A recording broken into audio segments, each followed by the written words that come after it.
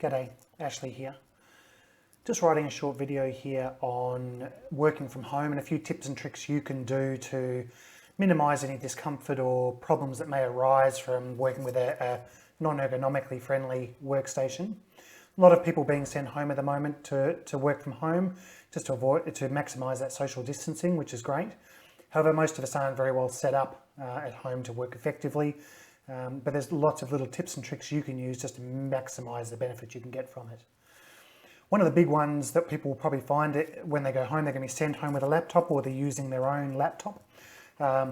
Just like mine, the laptops are fantastically convenient. However, ergonomically, they're not particularly good to work from. So what a lot of us tend to do, and I'll pop this down here, laptops are great, except we can't separate that keyboard and mouse. So if you have the keyboard where it's supposed to be, in a nice position there, I can't really use that screen. I'd need that way back there to see that properly.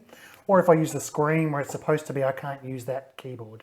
So what we all tend to do, if I get back here a little bit, we all tend to stick it out in between those two zones, somewhere in between, and compromise, and we lean forward and work on it that way. Not a big problem for 10-15 minutes, pretty bad for an 8-hour workday. So really easy, cheap thing you can do to instantly fix that. Just whack that laptop up on a couple of books, on a plank of wood, doesn't really matter, but get it up and out of the way so in roughly where that monitor would be, and just go and buy a little cheap separate keyboard and mouse. That way you can set that up as like a normal workstation, and it's a good compromise between those two positions. It's not a cure-all, but a better thing to do would get a little docking station that's sort of dedicated for that laptop. However, this is a good way to compromise in the short term, especially where these measures might be temporary. Another big one people tend to do is use their kitchen table. They don't have a dedicated office at home, so they set up a little workstation on the kitchen table. Not such a bad idea. It works, it functions like a normal desk. However, your kitchen chairs probably aren't ideal for long-term sitting. I know when I have meetings and I use the laptop on the kitchen table, my back tends to suffer for it. So get your office chair, pop it in the kitchen.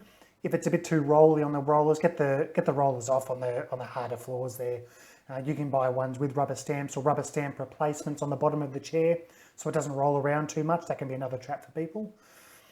The last little bit, probably the most important part, and is going to apply for office work as much as home work as well, regular movement. You can have the best posture in the world seated, but if you can't get up and move regularly, it doesn't matter. You're going to be sore, you're going to not be using those muscles enough.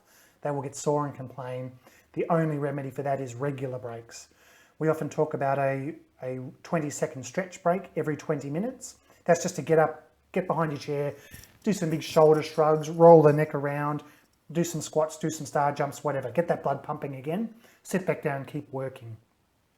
Every hour you do a more prolonged 5-minute break. So that's walk around the block, vacuum the house, vacuum a room, sorry, whatever you want to do, but make sure it's a bit more movement involved. You can go do some actual more involved exercise, that'd be even better. So make sure you incorporate some movement in that. Now that's going to apply to when you get back to the office as well at some point in the future. It's probably a good generic thing to adopt anyway. So those take-home messages, if you have a laptop, use a separate keyboard and mouse just for a better ergonomic setup. Same thing with the kitchen chair. A kitchen chair is terrible for a full workday. Use an office chair, get one sent home if you can. If not, you may have to purchase one, but do not spend 8 hours on a kitchen chair if possible.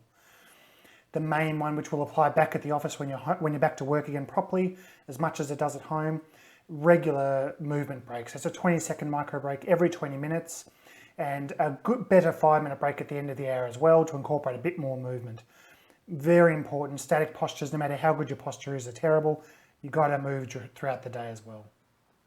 If you're having specific problems at home regarding your work setup, give us a call at Hobart Chiropractic. We'll try and sort that out over the phone for you. Make sure you maintain those social distancing barriers at the moment as well, and stay safe. Thank you.